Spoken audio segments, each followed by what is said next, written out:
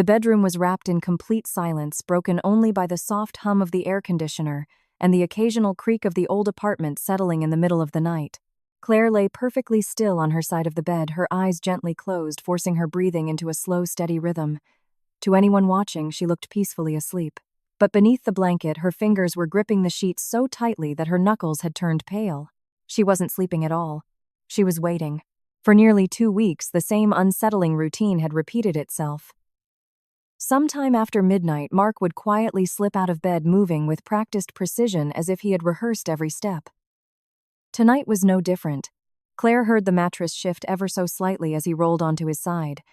He remained motionless for several long seconds, listening carefully for any sign that she had awakened. Her heart pounded violently against her ribs, but she refused to move a single muscle. Finally convinced she was asleep, Mark slowly pushed the blanket aside and stood up. His bare feet landed softly on the hardwood floor without making a sound. Instead of reaching for the phone he normally carried during the day, he walked directly to the nightstand and quietly opened the bottom drawer. From inside, he pulled out another phone, a phone Claire had never seen him use openly. The faint glow of its screen briefly illuminated his face before he slipped it into his jacket pocket. That single moment sent a wave of ice through Claire's body. She had tried to ignore the warning signs at first. When Mark began disappearing in the middle of the night, she convinced herself he was simply overwhelmed by work. As a project manager overseeing multiple construction projects, long hours and endless deadlines had become part of his daily life. She sympathized with him. On several occasions, she had even gotten out of bed to make him a cup of chamomile tea or fresh decaf coffee, believing insomnia was simply another burden he carried.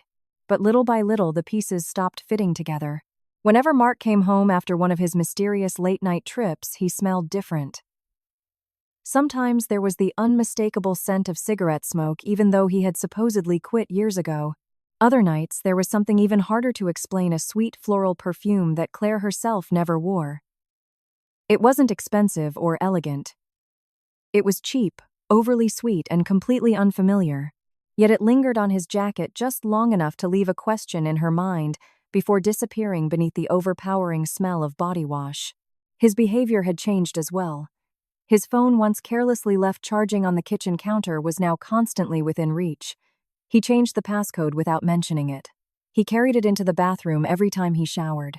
If it vibrated during dinner, he would glance at the screen and silently flip it over before anyone else could see. The man who used to tell Claire everything about his day had suddenly become a fortress of locked screens and vague answers. Then there were the lies. One evening, Claire woke to hear him whispering outside on the back patio.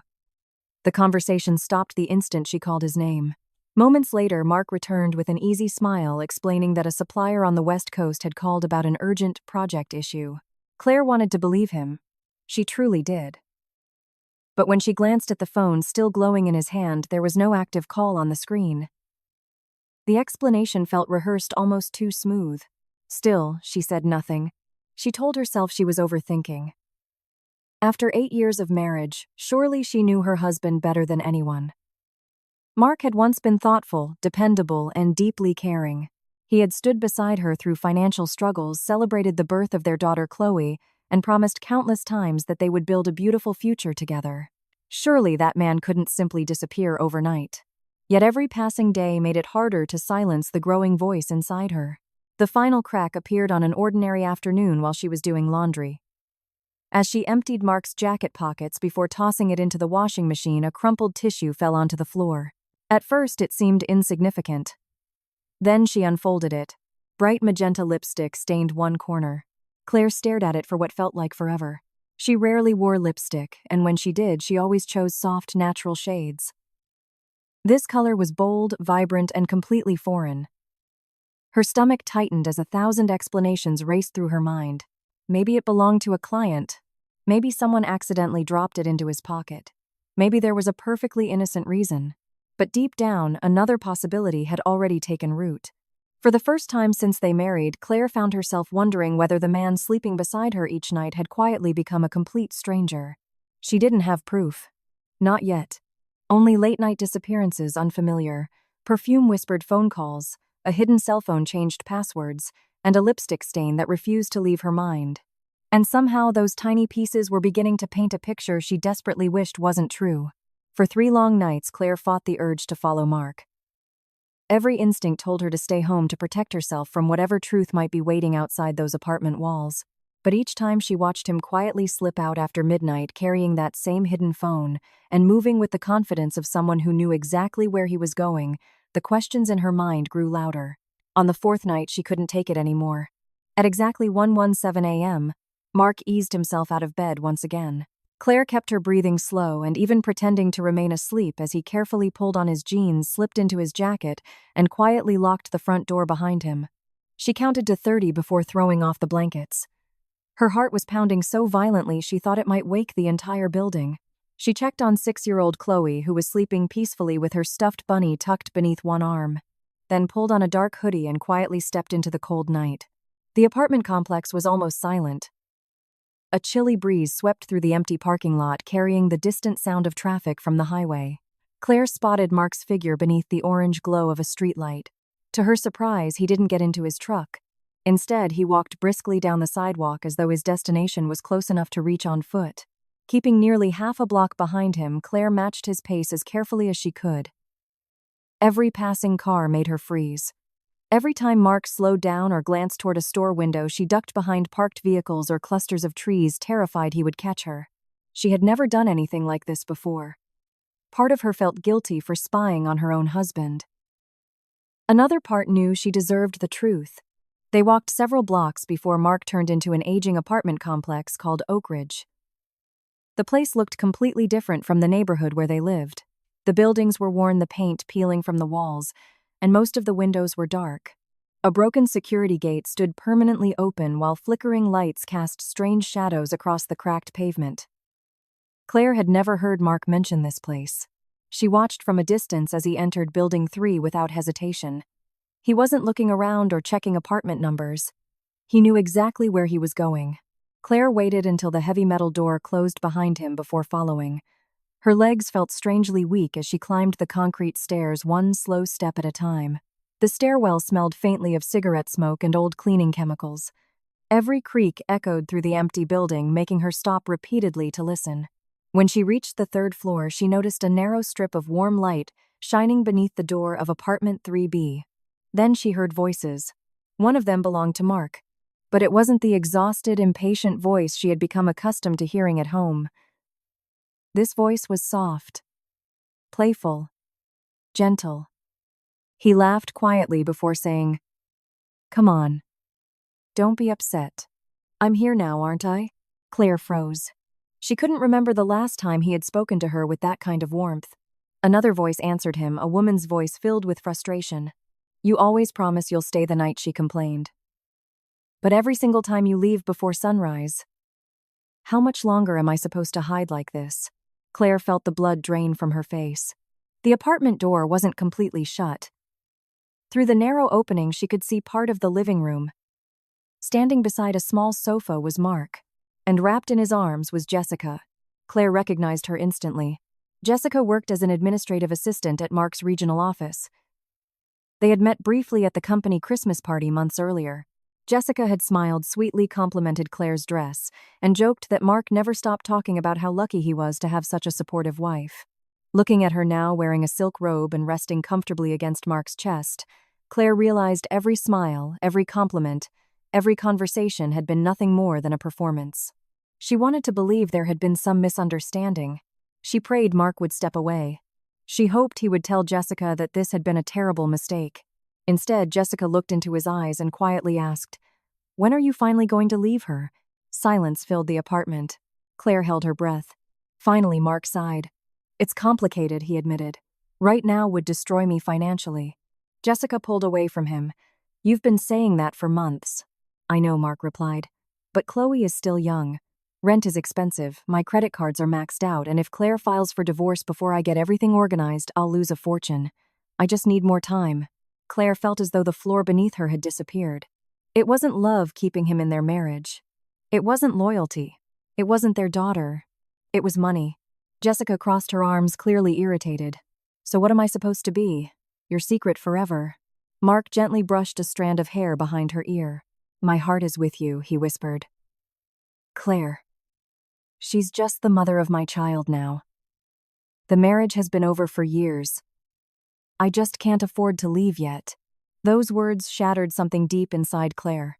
Every sacrifice she had made flashed through her mind, the nights she stayed awake with a sick child while Mark slept, the overtime shifts she worked after giving birth, the dreams she had postponed so he could build his career. She had believed they were building a future together. Now she understood the horrifying truth. To Mark, she was no longer his wife. She had become nothing more than a financial safety net, someone who kept his life running smoothly until he was ready to replace her. Claire remained frozen outside the partially opened apartment door, unable to breathe, unable to blink, unable to convince herself that what she was hearing wasn't real. Every word that left Mark's mouth struck her like another blow to the chest. She had imagined countless explanations during the past 2 weeks. She had prepared herself for the possibility that he might be seeing another woman. But nothing could have prepared her for the cruelty of hearing him reduce 8 years of marriage to nothing more than a financial calculation. Jessica crossed her arms, clearly frustrated after listening to yet another excuse. "You keep saying you need more time," she snapped. "Every month it's the same story. If you don't love her anymore, then why are you still sleeping in the same bed? Why are you still pretending to be a happy family?" Mark let out a tired sigh before rubbing the back of his neck. "You don't understand," he said quietly. "Leaving right now would be a disaster. Claire handles everything at home. She takes Chloe to school every morning, picks her up every afternoon, cooks dinner, pays the bills, keeps the apartment running. If I leave before I'm financially ready, my whole life falls apart." Jessica looked at him with narrowed eyes. "So you're staying because you love her?" Mark didn't answer immediately. Instead, he laughed bitterly. "Love," he muttered. "That disappeared a long time ago." Claire felt her knees weaken. She instinctively grabbed the cold concrete wall beside her just to keep herself from collapsing. Then came the sentence that would haunt her for years. "Claire isn't really my wife anymore," Mark said without a trace of hesitation. "At this point, she's just Chloe's mother. She's part of the routine. That's all." For several endless seconds, Claire couldn't hear anything else. The world around her seemed to disappear. The voices inside the apartment faded beneath the deafening sound of her own heartbeat. Just Chloe's mother. That was all she had become. Not the woman who stood beside him when he barely earned enough to pay rent. Not the woman who worked late-night customer service jobs while recovering from childbirth because they couldn't afford diapers.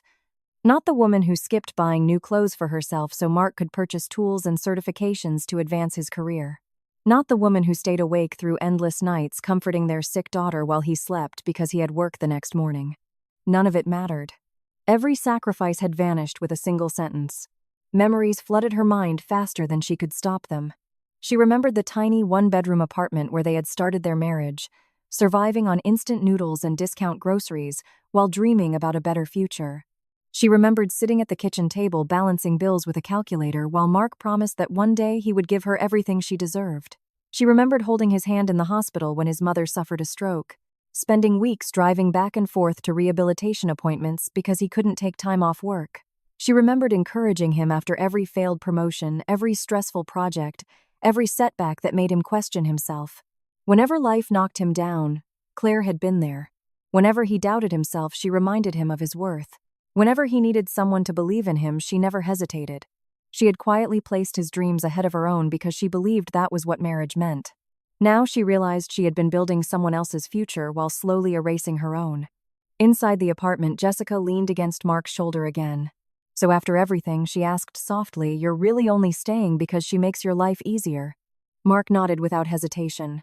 "Exactly. If she files for divorce now, I'll lose money, probably pay alimony, and have to deal with custody. As long as things stay the way they are, Chloe has stability, the house runs itself, and I can get my finances straight. Once everything is secure, I'll leave." Claire felt something inside her break. It wasn't loud. There were no dramatic screams, no tears pouring down her face. Just a quiet, unbearable realization. The man she had loved for nearly a decade wasn't trapped in an affair because he was confused. He wasn't staying because he hoped to fix their marriage. He had made a deliberate choice. Every smile he gave her at breakfast, every kiss on the forehead before work, every family dinner, every photo they took together, every holiday they celebrated, every promise that things would get better. It had all become part of a performance designed to protect his comfort until the timing suited him. He hadn't simply betrayed her heart. He had used her. She had become free childcare, a full-time housekeeper, an unpaid personal assistant, a woman whose invisible labor allowed him to build a second life with another woman while pretending to be a devoted husband at home. The realization was almost too much to bear. Hot tears finally spilled onto Claire's cheeks, but she quickly covered her mouth to stop herself from making a sound. She refused to let either of them know she was there. They didn't deserve to see her cry. Not after everything she had given them. Standing alone in that dimly lit hallway surrounded by cracked concrete walls and flickering lights, Claire felt the life she had carefully built over 8 years collapse around her piece by piece. The marriage she had spent years trying to protect had already ended. She had simply been the last person to find out. Claire had no memory of how she made it back to the apartment. The freezing night air stung her face, but she barely noticed. Her mind replayed the conversation inside Jessica's apartment over and over again, every sentence cutting deeper than the last. By the time she quietly unlocked her front door, her entire body felt numb. She checked on Chloe, who was still sleeping peacefully, then slipped back into bed without turning on a single light. Nearly an hour later, she heard the deadbolt click. Mark was home. Just like every other night, he headed straight for the bathroom. Moments later, the shower started running. Claire listened to the water pounding against the tiles, realizing it wasn't simply part of his bedtime routine. He was washing away every trace of another woman's perfume before climbing back into bed beside her. When the bathroom door finally opened, Mark quietly slid beneath the blankets, believing he had gotten away with another lie. This time Claire spoke before he could close his eyes. "Where were you?" The room fell completely silent. Mark froze. After a few seconds, he let out an annoyed sigh. "You're still awake." Claire stared at the ceiling. "I asked where you were." His answer came almost automatically. "I had to deal with an emergency at work." She slowly turned her head toward him. "At 1:30 in the morning. It's a construction project, Claire. Problems don't wait until business hours." Normally, she would have accepted that explanation. Normally, she would have apologized for asking. But tonight, she knew exactly where he had been. She looked directly into his eyes. "I followed you." The words seemed to drain every ounce of color from Mark's face. For a brief moment, genuine panic flashed across his expression. Claire almost expected him to break down, to apologize, to admit everything. Instead, his panic transformed into anger. What he snapped. "You followed me." Claire nodded quietly. "I saw you walk into Jessica's apartment." Silence. "I heard everything." Another long pause filled the bedroom. Then, instead of saying he was sorry, Mark threw the blankets aside and sat upright. "Do you realize how insane that is?" he hissed. "Who follows their own husband in the middle of the night?" Claire couldn't believe what she was hearing. She had just caught him in an affair. Yet somehow he had already found a way to make himself the victim. "I followed you because you've been lying to me for months," she replied. No, Mark fired back. "You followed me because you've become paranoid. You don't trust me anymore." Claire let out a quiet, disbelieving laugh. "I don't trust you because you've given me every reason not to." He rubbed both hands across his face in frustration. "This is exactly what I'm talking about," he said. "Every conversation turns into an interrogation. Every time I walk through the front door, you're asking where I've been, who I talked to, why I'm tired. Do you have any idea how exhausting that is?" Claire stared at him. "You think this is about me asking questions? You've been pushing me away for a long time." The accusation hit her like another slap. Mark continued speaking as though he had been rehearsing this speech for weeks. "You don't understand what it's like to carry all the financial pressure. I work 60 hours a week while you spend your time worrying about grocery lists, school projects, and what Chloe should wear to kindergarten. Every time I come home, you want me to help with chores or play family games when all I want is 10 minutes to breathe." Claire felt her chest tighten. "So because I asked you to be a husband and a father," she whispered, "you decided to sleep with your coworker." "That's not what I'm saying." "Then what are you saying?" Mark sighed dramatically. "I'm saying Jessica happened because something was already broken between us." Claire couldn't believe how easily he said her name. No shame. No guilt. Just another excuse. "You've changed, Claire," he continued. "You don't laugh anymore. You never dress up anymore. Every conversation is about bills, laundry, or Chloe. Somewhere along the way, you stopped being my wife." She looked at him in disbelief. "I stopped being your wife." Mark nodded. "You became comfortable. Predictable." Claire felt tears burning behind her eyes, but she refused to let them fall. Comfortable. Predictable. She remembered giving up full-time work so daycare expenses wouldn't destroy their finances. She remembered waking up every 2 hours with a crying baby while Mark slept because he had an early meeting. She remembered skipping vacations, postponing career opportunities, cooking thousands of dinners, washing countless loads of laundry, remembering birthdays, scheduling doctor's appointments, helping Chloe learn her alphabet and making sure the electricity bill was paid on time. Every invisible responsibility that kept their family alive had quietly become hers. And now he was criticizing her for it. "So this is my fault?" Claire asked softly. "I didn't say that. You didn't have to." Mark folded his arms. "I'm just saying relationships don't fall apart overnight. It takes two people." Claire shook her head slowly. "No, Mark." Her voice had become strangely calm. "It took two people to build this marriage." She paused. "But it only took one person to betray it." Mark looked away. "It's not like I planned for this to happen." "So what was it?" He hesitated. "I don't know. A mistake." "Yeah, maybe." Claire laughed bitterly. "A mistake is forgetting our anniversary." She leaned forward, never taking her eyes off him. "A mistake is buying the wrong birthday gift." Her voice trembled. "But sneaking out of this apartment night after night. Lying to my face. Holding another woman. Promising to marry her while kissing me goodbye every morning." She swallowed hard. "That isn't a mistake. It's a choice." For the first time that night, Mark had no answer. The silence between them stretched endlessly. Claire realized something she had been unwilling to admit for months. She wasn't lying beside the man she had married. That man had disappeared long ago. The person sharing her bed was someone who could betray her, blame her for his own decisions, and still expect sympathy for how difficult the deception had become. In that quiet bedroom, something inside Claire finally stopped fighting to save the marriage.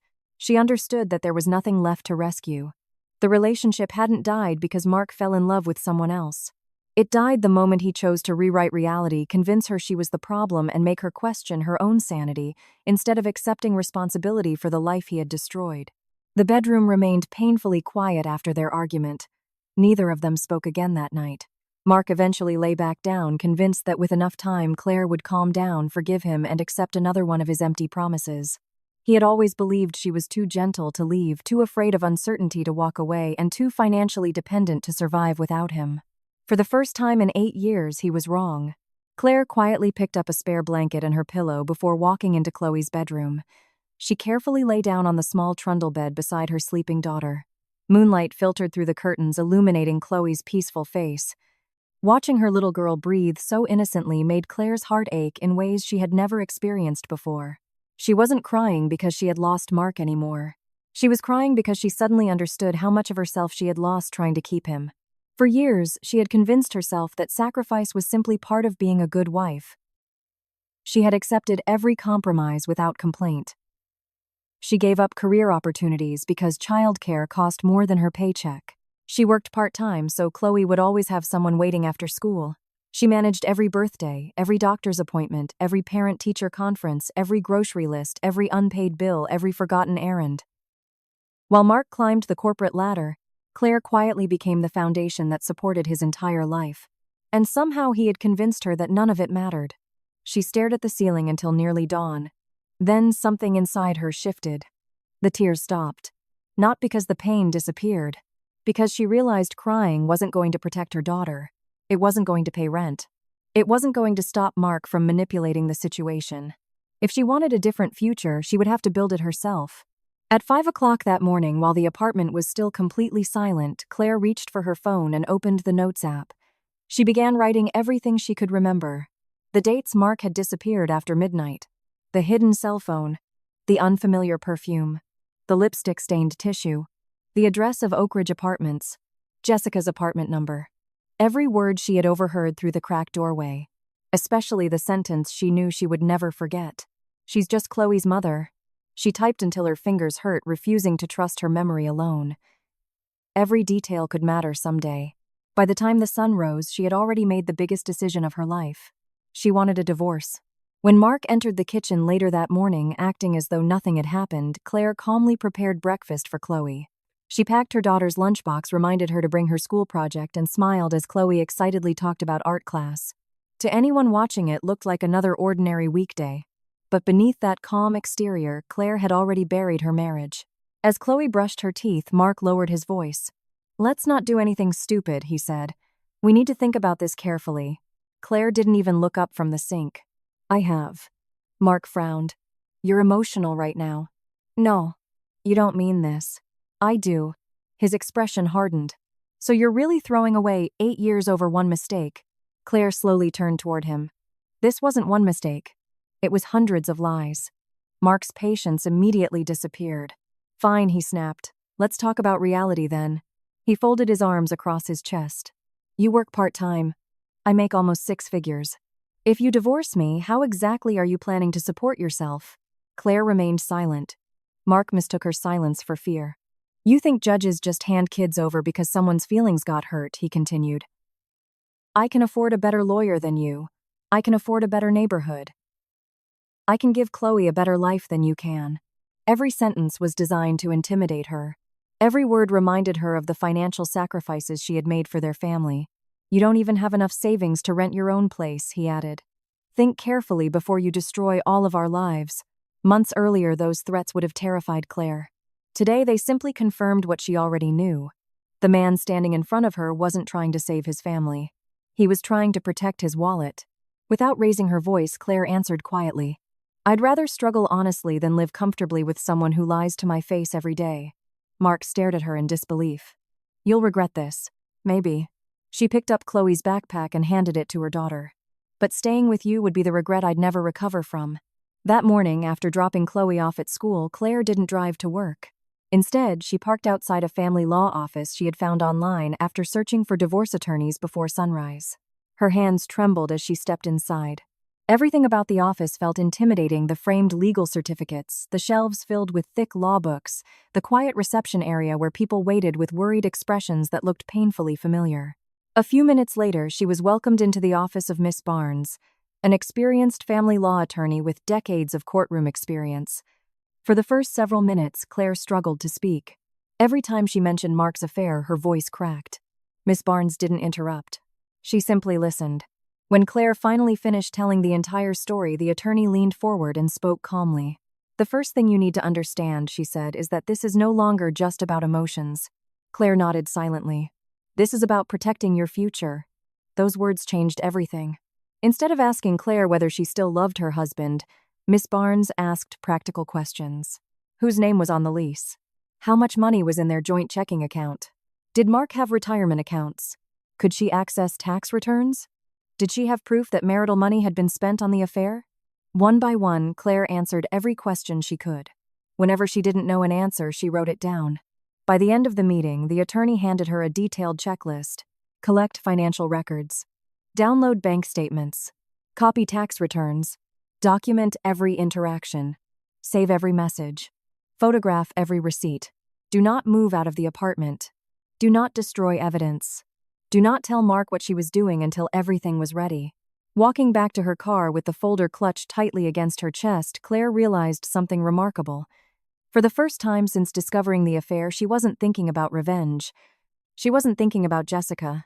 She wasn't even thinking about Mark. She was thinking about rebuilding. The frightened wife who had stood outside apartment 3B only days earlier was slowly disappearing. In her place stood a woman who understood that justice wasn't achieved through screaming, begging, or hoping someone would change. Justice came through preparation, through evidence, through courage. And for the first time in a very long time, Claire wasn't simply surviving. She was finally beginning to fight for her own future. Leaving Miss Barnes's office, Claire didn't feel victorious. She wasn't walking away with a court order or a guaranteed future. What she carried instead was something far more valuable: a plan. For the first time since discovering Mark's affair, the constant fog clouding her mind had begun to lift. She still had no idea how difficult the road ahead would be, but at least she finally knew which direction to walk. That afternoon, she drove to the pharmacy where she had worked part-time for years. Normally, Claire loved the familiar routine of greeting customers, stocking shelves, and helping elderly regulars find their prescriptions. But that day, everything felt different. She wasn't simply returning to work. She was searching for a way to rebuild her life. As soon as she walked through the employee entrance, her manager, Sarah, immediately noticed something was wrong. Sarah had supervised Claire for nearly 5 years. She wasn't the kind of boss who asked unnecessary questions, but she understood people. She had raised 2 children as a single mother after her own difficult divorce years earlier, and experience had taught her to recognize the look of someone carrying a burden too heavy to hide. "You don't look like yourself," Sarah said gently. Claire forced a weak smile. I'm fine. Sarah studied her for a moment before quietly replying, No, you're not. Those 4 simple words broke the wall Claire had spent days trying to hold together. Within seconds, tears filled her eyes. Sarah didn't interrupt. She simply led Claire into the employee break room, closed the door behind them, and handed her a box of tissues. For nearly an hour, Claire told the entire story. The late-night disappearances, the hidden phone, Jessica, the lies, the confrontation, the threats about money and custody, everything. When she finally finished speaking, she expected pity. Instead, Sarah leaned back in her chair and crossed her arms. Listen to me carefully, she said. What happened to you is heartbreaking. She paused before continuing. But don't make the mistake of believing your life ended because your marriage did. Claire looked down at the floor. I don't even know how I'm going to support Chloe. Sarah nodded. That's exactly why we're going to fix one problem at a time. She opened a folder sitting on her desk and slid a job posting across the table. The position was for a full-time pharmacy technician trainee. Claire blinked in surprise. I thought that position had already been filled. It hasn't. Sarah smiled. And I think you're exactly the person for it. Claire hesitated. I don't have the certification. You don't need it yet. The company will train you while you work. Claire looked at the paper again, hardly believing what she was reading. Full-time hours, health insurance, retirement benefits, paid training, a clear path toward professional certification. Everything she thought was out of reach suddenly seemed possible. But what about Chloe? Claire asked quietly. I have to pick her up after school every day. Sarah nodded as though she had expected the question. We'll adjust your schedule. You can work early morning shifts. We'll rotate weekends.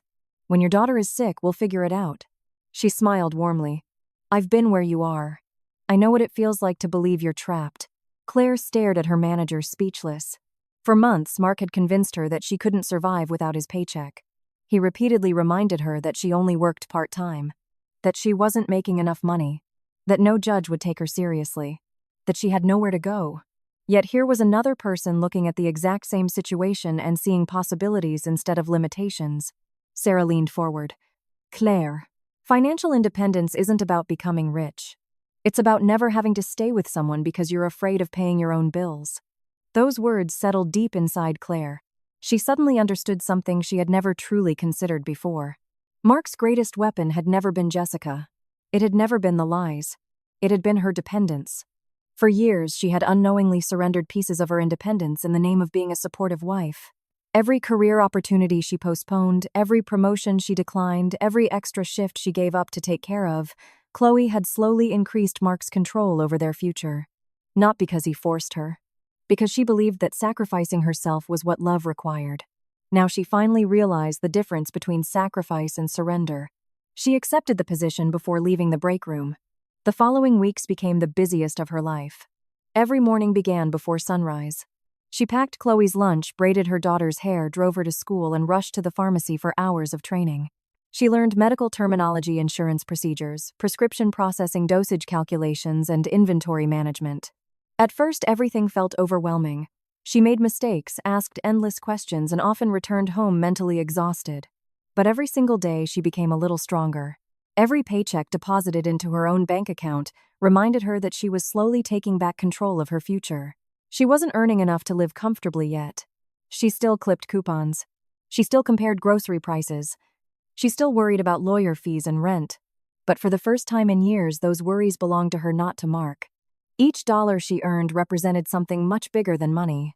It represented freedom. One evening after another exhausting shift, Claire sat at the kitchen table helping Chloe color a picture for school. Her daughter looked up and smiled. Mommy, Chloe said proudly, you're working really hard. Claire smiled back. I am. Are you tired? She thought for a moment. She was exhausted. She barely had time to sleep. Her future remained uncertain. The divorce battle hadn't even begun. Yet somehow she felt lighter than she had in years. Because this exhaustion was different. It wasn't the exhaustion of trying to save a marriage that only one person valued. It was the exhaustion of building a new life with her own 2 hands. That night, after Chloe had fallen asleep, Claire opened her banking app and looked at her latest paycheck. The number wasn't impressive, but it brought tears to her eyes anyway. Months earlier, she would have seen only a modest salary. Now she saw something priceless. She saw choices. She saw dignity. She saw the first brick in the foundation of a life that no dishonest husband could ever threaten again. And in that quiet apartment, Claire finally understood a lesson she wished someone had taught her years before. Love can inspire sacrifice, but independence protects it. Because the moment a woman can stand on her own, she never has to stay where she is no longer respected. Nearly 2 weeks passed without another confrontation. On the surface, Mark transformed into the husband he should have been years earlier. He came home before dinner, volunteered to help Chloe with homework, wash dishes without being asked, and even posted cheerful family photos on social media with captions about gratitude and family. To everyone outside their apartment, it looked as though nothing had ever happened. Claire knew better. She never argued. She never accused him again. While Mark focused on repairing his public image, Claire quietly followed every instruction Miss Barnes had given her. Every evening after Chloe went to bed, she downloaded bank statements, copied tax returns, photographed credit card bills, and organized every suspicious transaction she could find. She wasn't looking for revenge anymore. She was building a case. Then one Thursday evening, everything changed. As Claire was folding laundry, her phone vibrated. An unknown number.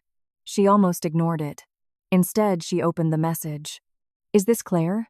Before she could respond, another message appeared. "This is Jessica." Claire's heart skipped a beat. Seconds later, a photograph arrived. It showed Mark and Jessica standing close together inside the Oak Ridge apartment. Jessica was smiling while Mark kissed her cheek. Sitting on the kitchen counter behind them was a small birthday cake with a single candle. Claire stared at the picture without blinking. Another message followed immediately. "He loves me. He's only staying with you because he doesn't want to lose money in the divorce. Honestly, you're embarrassing yourself by hanging on." A month earlier, those words would have shattered her. Now they only confirmed everything she already knew. Instead of replying emotionally, Claire typed a short message. "Meet me at the Denny's on Route 9, 1 hour. Jessica accepted immediately. The diner was nearly empty when Claire arrived. Rain tapped softly against the windows while old country music played quietly through worn ceiling speakers. Jessica was already waiting inside a booth near the window, dressed perfectly as though she expected to win a competition rather than start a confrontation. She smiled confidently as Claire approached. "I didn't think you'd actually come." Claire calmly sat across from her. "You wanted to talk." Jessica crossed her legs. "I wanted you to hear the truth from me instead of pretending your marriage still exists." Claire simply nodded. "Go ahead." Jessica seemed almost disappointed by the lack of emotion. "I love Mark," she said proudly. "He loves me. He told me you two haven't had a real marriage for years." Claire remained silent. "He said staying with you feels like living with a roommate." Still no reaction. Jessica leaned forward. "He promised he'd file for divorce before Christmas." Claire looked directly into her eyes. "How long have you been together?" Jessica smiled. "Almost 8 months." Claire's stomach tightened. Mark had admitted to 6 months. He had lied again. Jessica continued talking, completely unaware she was exposing him. "He pursued me. He told me you didn't understand him. He said you only cared about grocery shopping, your daughter's school, and household chores." Claire quietly reached into her purse. Without saying a word, she opened the voice recorder on her phone and placed it face down on the table. Jessica never noticed. "So," Claire asked softly, "if you're so sure he chooses you, why hasn't he divorced me yet?" Jessica's confident smile slowly faded. "He says the timing isn't right." "What does that mean?" "He says he'll lose too much money." Claire nodded slowly. "So you're waiting." Jessica looked irritated. "I'm not waiting forever." Claire picked up her phone. "Then let's stop guessing." She tapped Mark's number. He answered almost immediately. "Claire, is something wrong?" Her voice remained perfectly calm. "I'm sitting at the Denny's on Route 9. She paused. "Jessica is here." Several seconds of complete silence followed. When Mark finally spoke again, panic filled every word. "What? You heard me. We're waiting." 20 minutes later, the front door burst open. Mark practically ran into the diner. His eyes immediately landed on the 2 women sitting across from one another. Every ounce of color disappeared from his face. Jessica stood up first. "Tell her." Mark swallowed nervously. "Jess." She interrupted him. "No?" She pointed toward Claire. "Tell your wife exactly what you've been telling me for months." The entire diner seemed to fall silent. A waitress stopped pouring coffee. 2 truck drivers eating breakfast looked up from their plates. Claire folded her hands calmly on the table. "We're listening." Jessica stepped closer to Mark. "Tell her you love me. Tell her we're getting married. Tell her everything you've promised. Mark couldn't look either woman in the eye. Instead, he lowered his voice. Jess, just go home. Jessica blinked. What? This isn't the place. You contacted my wife. You've made this worse. The words hit Jessica like a slap. Her confident expression disappeared. So that's it, she whispered. When she's sitting right here. Suddenly, I'm the problem. Mark reached for her arm. Please don't do this. Jessica jerked away. No. You don't get to lie to both of us anymore. With trembling hands, she grabbed her phone from her purse and unlocked it. Then she slammed it onto the table in front of Claire. You want the truth, she shouted.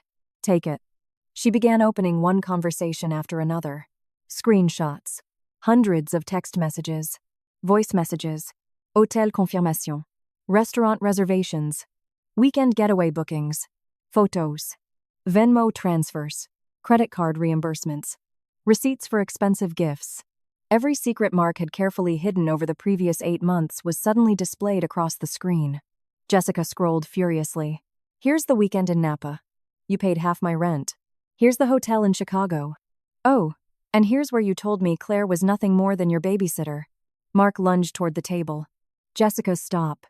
But it was already too late. Claire remained astonishingly calm. Without saying a word, she pulled out her own phone and began photographing every screen. Every transaction. Every message. Every receipt. Every hotel booking. Every confession. Mark reached for her wrist. What are you doing? Claire slowly pulled her hand away. The same thing you told me I could never do. She looked him directly in the eye. I'm collecting proof. For the first time since the affair began, Mark had absolutely nothing left to say. The lies were gone. The excuses were gone. The manipulation was gone. Everything that had once existed only behind closed doors now sat in plain sight beneath the bright fluorescent lights of a roadside diner. Claire slipped her phone back into her purse and stood up. Her voice remained calm, almost frighteningly calm. My attorney will contact yours on Monday morning. She paused before adding one final sentence. And if you decide to fight me over custody or assets. She glanced down at Jessica's phone. Every single one of these receipts will become part of the court record. Without another word, Claire walked out into the cold rain. Behind her, Jessica and Mark continued shouting at each other. For months, they had built their relationship on lies. Tonight, those same lies had destroyed them both. And without meaning to, Jessica had handed Claire everything she needed to win. The weeks that followed the confrontation at the diner felt strangely quiet. There were no dramatic arguments, no desperate apologies, and no last-minute attempts to save the marriage. Instead, both sides retreated behind attorneys, legal documents, and carefully written emails. For Claire, that silence became a gift. She no longer had to waste energy arguing with a man who refused to accept responsibility. Every conversation now went through Miss Barnes, allowing Claire to focus on the only things that truly mattered: protecting Chloe and building a secure future. Mark, however, quickly discovered that reality was far less forgiving than the stories he had been telling himself. A few days after receiving the divorce petition, his attorney called with difficult news. The evidence Claire had gathered was overwhelming. There were screenshots documenting months of deception, hotel reservations paid with marital funds, Venmo transfers, credit card statements, photographs, voice messages, and text conversations that clearly contradicted everything Mark had claimed. More damaging than any single piece of evidence was the pattern they created together. It showed careful planning, repeated dishonesty, and the use of joint marital assets to support an ongoing affair. When Miss Barnes presented the complete file during mediation, the room fell silent. Even Mark's attorney slowly closed the folder before looking at his client. You didn't tell me it was this extensive, he said quietly. Mark avoided eye contact. For the first time since everything began, there were no excuses left to hide behind. The fantasy he had carefully built with Jessica had finally collided with the truth. The mediation sessions stretched over several weeks. Claire entered every meeting, calm, prepared, and organized. She carried neatly labeled binders filled with financial records, calendars documenting childcare responsibilities, school schedules, medical appointments, and every piece of evidence requested by her attorney. She answered each question honestly, never exaggerating and never speaking out of anger. She wasn't interested in humiliating Mark. She simply wanted the facts to speak for themselves. The difference between the two of them became impossible to ignore. Whenever financial records were discussed, Claire had documentation. Whenever parenting responsibilities were questioned, Claire had school attendance records, pediatric appointments, and years of calendars, showing that she had been Chloe's primary caregiver. Whenever Mark attempted to minimize the affair, another screenshot or receipt quietly appeared on the conference table. Little by little, every argument he made collapsed beneath the weight of his own actions. Outside the courtroom, the consequences continued to grow. Rumors about Mark's relationship with Jessica spread throughout the office much faster than either of them expected. It wasn't because Claire had contacted his employer. She never did. The gossip started after coworkers noticed the sudden tension between Mark and Jessica, followed by whispered conversations, awkward meetings, and several uncomfortable encounters that became impossible to ignore. Employees who had once respected Mark as a dependable manager began questioning his judgment. Some wondered whether company time and expense accounts had been misused during the relationship. Others simply found it difficult to trust someone whose personal dishonesty had become so public. Jessica discovered that being the chosen woman wasn't nearly as glamorous as she had imagined. The attention she once believed would validate their relationship quickly turned into uncomfortable whispers in break rooms and silent stares in office hallways. Friends who had enthusiastically supported her romance began distancing themselves after learning that many of Mark's promises had been made while he was still living as a devoted husband at home. Even she started to understand that if a man could deceive his wife so effortlessly, he could just as easily deceive anyone else. Meanwhile, Claire's life moved in the opposite direction. She continued working full-time, completed additional pharmacy technician training, and never missed one of Chloe's school events despite the endless legal meetings. There were difficult days when exhaustion overwhelmed her, but each completed shift, every paycheck, and every small accomplishment reminded her that she no longer depended on someone else's honesty to build a stable future. Finally, after months of negotiations, both parties returned for the final settlement. The agreement reflected the reality everyone in the room had already recognized. Claire would remain Chloe's primary custodial parent because she had consistently served as the child's main caregiver throughout her life. Mark would receive scheduled parenting time and remain financially responsible for child support according to the applicable guidelines. The marital assets would be divided through negotiation, taking into account the documented financial records presented during mediation. Because marital funds had been used during the affair, those expenditures were also considered during the settlement discussions. When the paperwork was placed in front of her, Claire paused for a moment before signing her name. Her hand didn't shake. She wasn't celebrating. She wasn't smiling. She was simply closing a chapter that had already ended long before the legal documents caught up. Mark signed only a few seconds later. He looked older than he had just a few months before. The confidence that once allowed him to manipulate two women at the same time had completely disappeared. He quietly gathered his papers without looking at Claire. Perhaps he wanted to apologize. Perhaps he believed words could still repair what had been broken. But some bridges collapse because they were never built on honesty in the first place. As they left the courthouse, Mark finally spoke. "I never thought it would end like this." Claire looked at him calmly. "Neither did I." He hesitated before asking, "Do you think you'll ever forgive me?" Claire thought about the question carefully.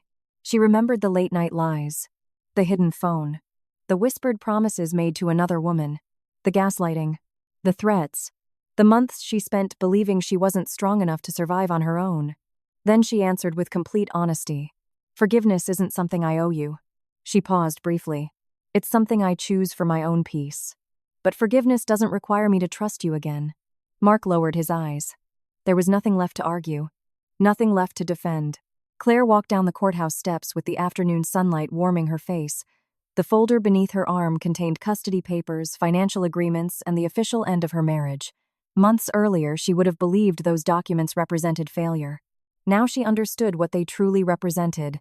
Proof that preparation is stronger than panic. That truth is stronger than manipulation. And that justice does not always arrive through dramatic revenge.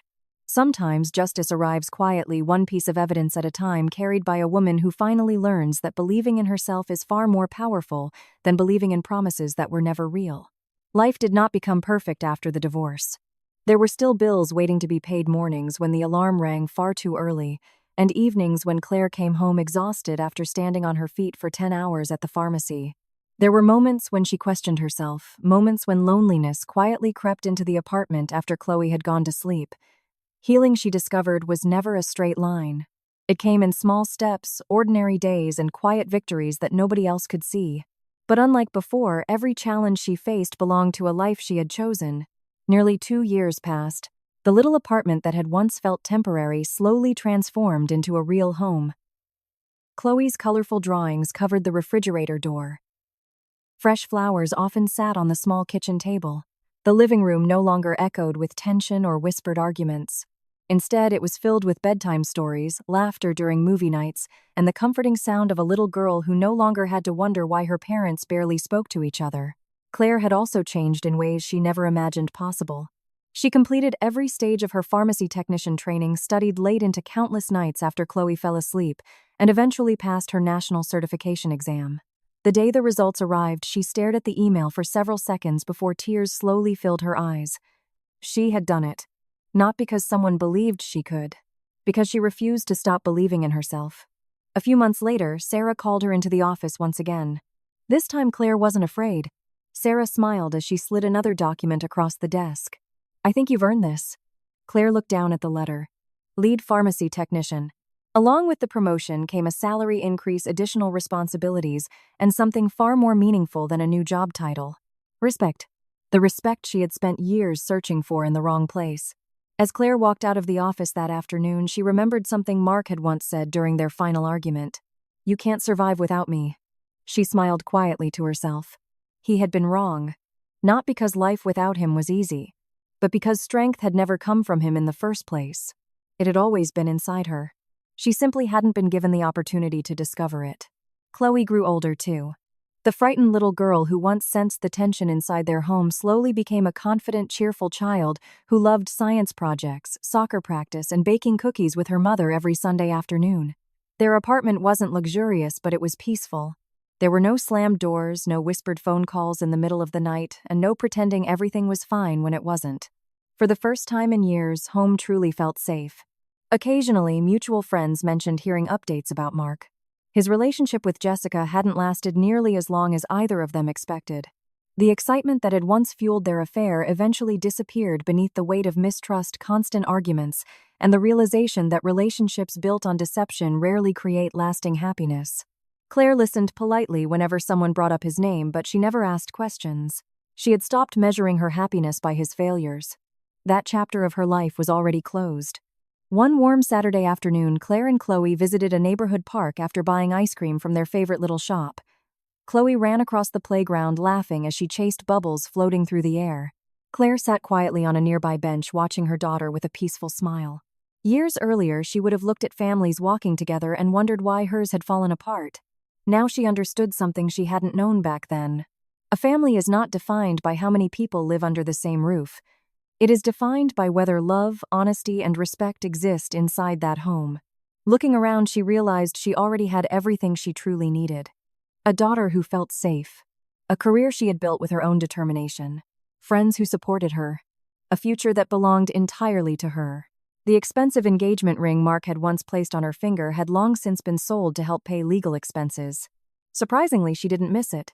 Because she finally understood that real security had never come from a diamond, a marriage certificate, or promises whispered during happier times. Real security came from knowing that if life fell apart tomorrow, she possessed the courage, the skills, and the confidence to rebuild it again. As the sun slowly began to set, Chloe ran toward her carrying a handful of tiny wildflowers. "For you, Mommy," she said with a bright smile. Claire accepted the flowers as though they were the most precious gift in the world. Maybe they were. She hugged her daughter tightly before they began walking home together, hand in hand beneath the warm golden light of the evening sky. She no longer saw herself as a woman whose marriage had failed. She saw herself as a woman who had survived betrayal without allowing it to define her. A woman who discovered that losing the wrong person sometimes makes room for the life you were always meant to live. Because divorce had not been the end of Claire's story. It had been the moment she finally became the author of it. And if her journey proved anything, it was this. The strongest homes are not always the ones where two people stay together at any cost. Sometimes the strongest homes are the ones rebuilt by a single parent who chooses honesty over comfort, courage over fear, and self-respect over empty promises. True freedom begins the moment you stop waiting for someone else to save you. Sometimes the person who changes your life forever is the one you become after surviving everything you thought would destroy you.